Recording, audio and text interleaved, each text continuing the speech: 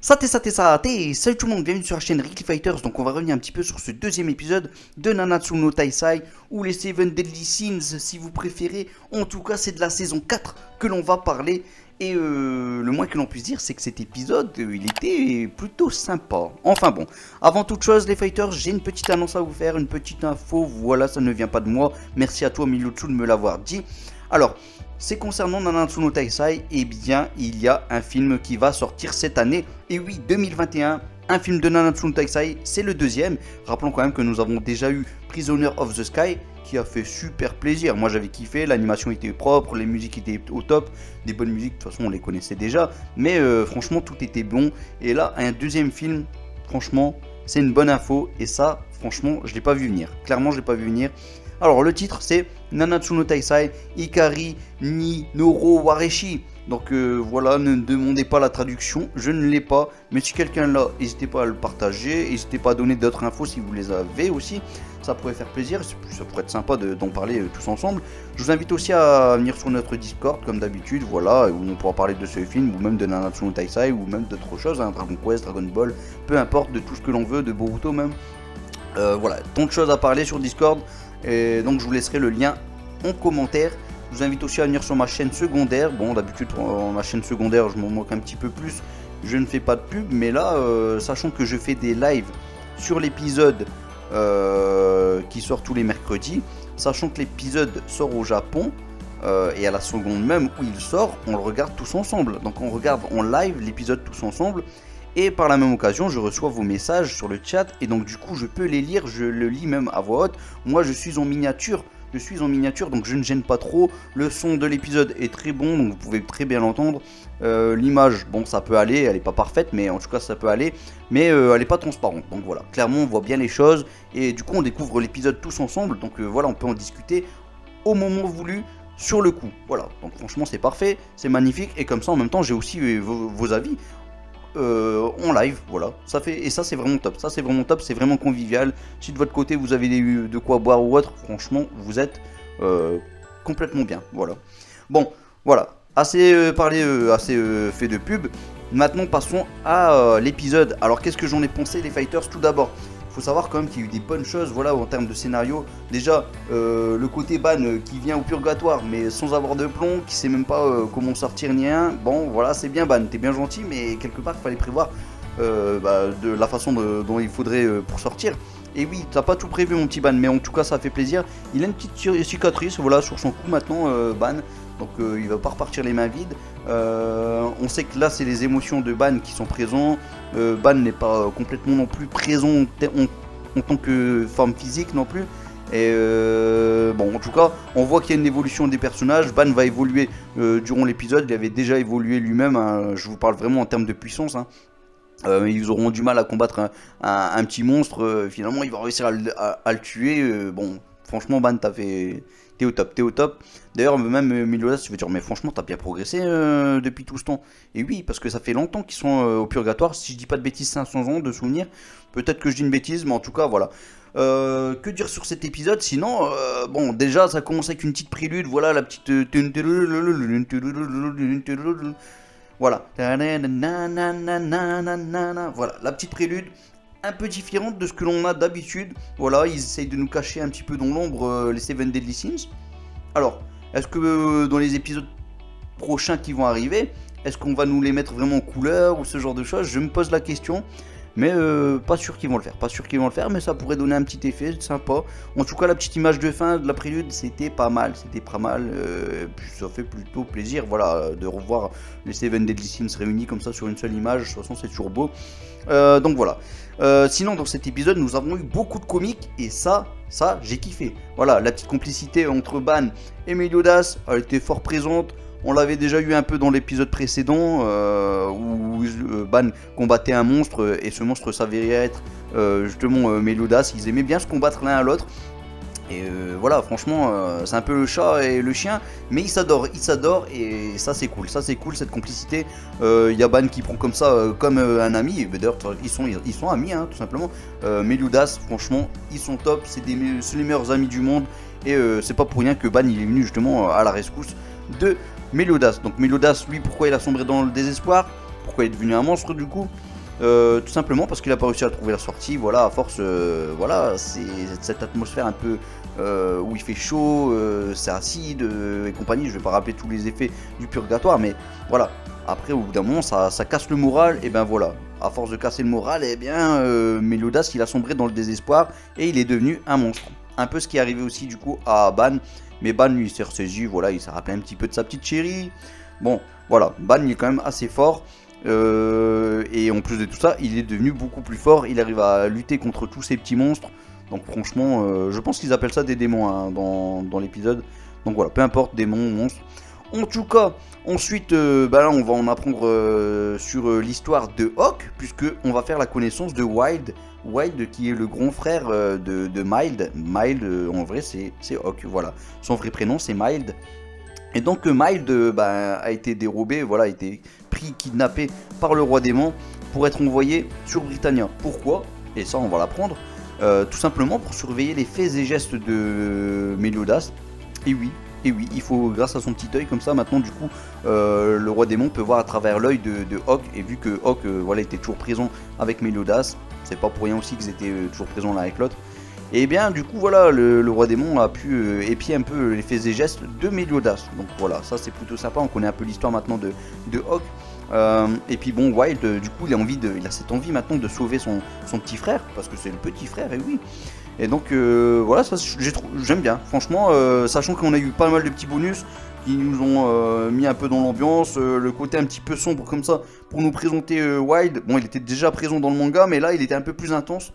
Moi j'ai aimé, je trouve qu'ils prennent un peu plus leur temps dans les épisodes là, et franchement ça fait plutôt plaisir. Ça fait plutôt plaisir, et ça finit toujours d'une bonne façon. Là on sait que Meliodas, Ban et Wild, ils sont prêts à y aller voir le roi démon pour en découdre un petit peu. Et bah oui, puisque Wild connaît l'endroit où il se trouve. Donc franchement ça annonce du lourd. Bon, c'est très bien que je connais le manga, donc je sais très bien ce qui va se passer ensuite. Et là, du coup, on a vu aussi dans cet épisode un coup plutôt sympa, Luminous Nebula. Je vais pas vous mentir, voilà, les effets ils étaient là, l'animation était plutôt là. Maintenant, je trouvais que ça manquait quand même de saveur. C'était, ouais, c'était, je te balance un truc beau, mais sans plus, quoi. Voilà, je te le balance et c'est fait. C'était beau, mais sans plus. Clairement, c'était beau, mais sans plus.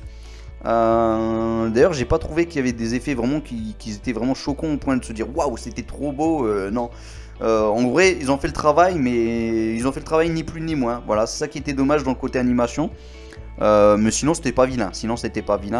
Là, je cherche vraiment la petite bête, donc voilà, on va pas y aller non plus sur ce terrain-là, on va dire.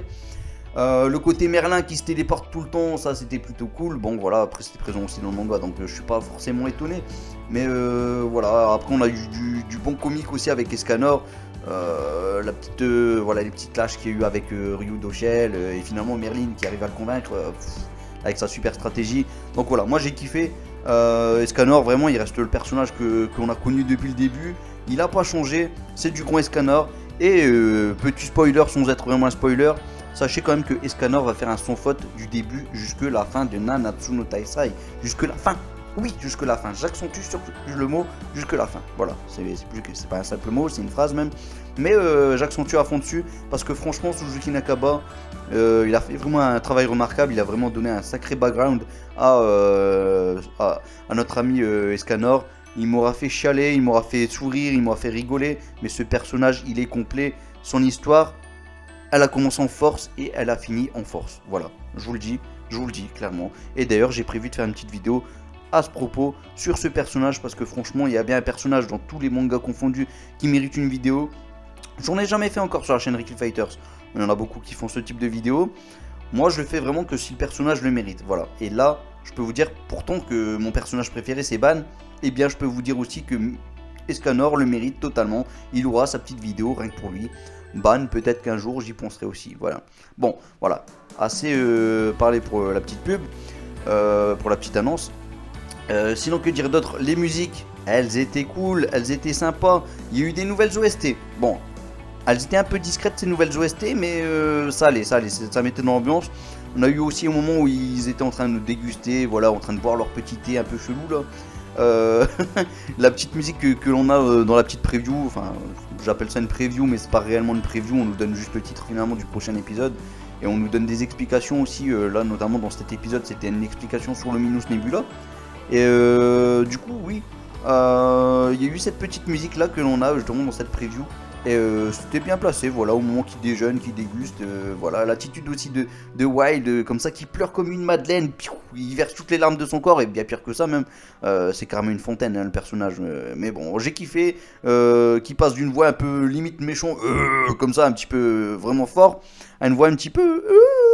voilà quoi, franchement, et après il chialait facilement avec ses petits yeux tout émoustillés comme ça, qui pétillent. Franchement, ce personnage, j'adore. Voilà, une jolie mascotte. Clairement, c'est une jolie mascotte. Le Wild, franchement, on adore tous. Donc, j'ai parlé aussi de la complicité Ban et Melodas. Donc voilà, ça vous savez très bien, c'est du top of top, magnifique.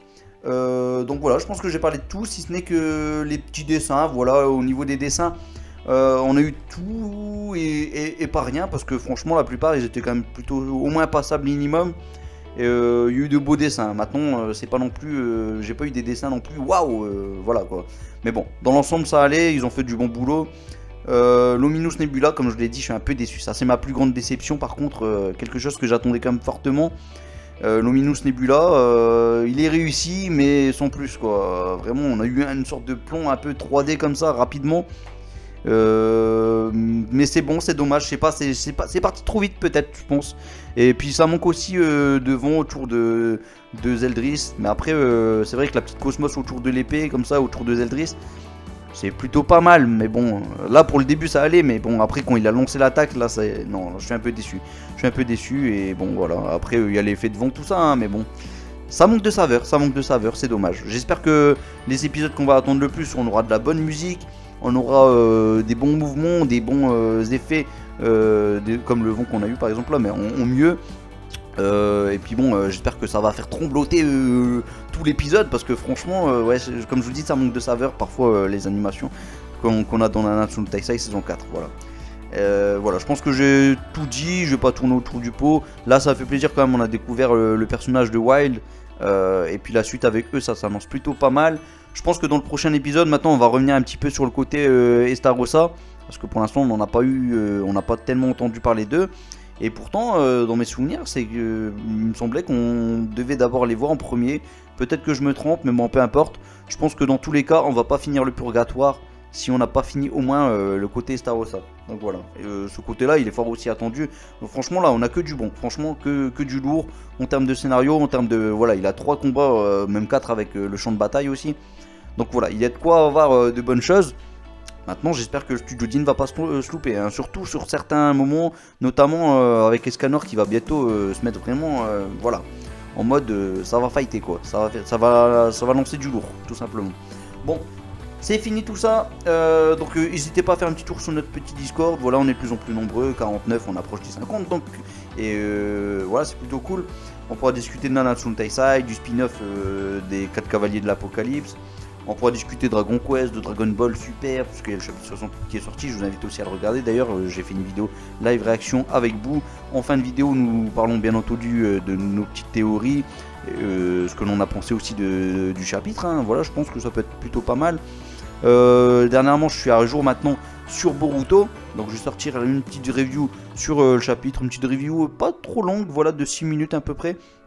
On va essayer de faire ça en 6 minutes en tout cas.